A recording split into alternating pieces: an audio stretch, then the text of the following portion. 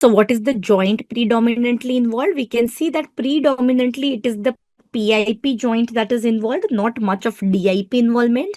Can I say that we are seeing central erosions, everybody? Yes. So there are central erosions that we are seeing in almost all of the PIP. DIP sparing hai. Loss of cable car is arachnoiditis. Yeah, in a different manner. So you can say that the normal thecal nerve roots, we will not see empty thecal sac sign. That is what we see in arachnoiditis. Yeah. Yeah. Okay. So central erosions hai. Do you see any osteopenia, guys? Do you see any bone density loss?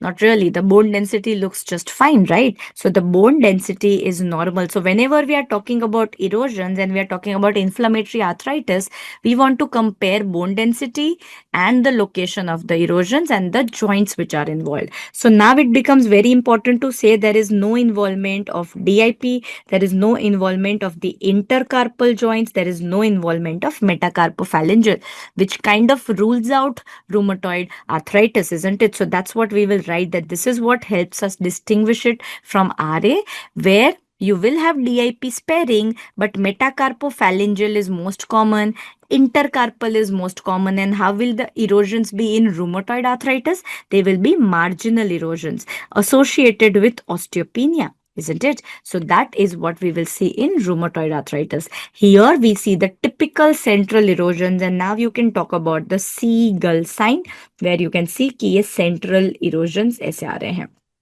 with overhanging margins. Okay, so this is what is very typical of erosive OA. Another joint that we should look out for is the thumb joint, which is not involved here. So that's also something that is important. So there is no involvement, we can say, of first carpometacarpal, which usually is seen in erosive OA. You see that there is PIP, DIP involvement and first carpometacarpal. Okay.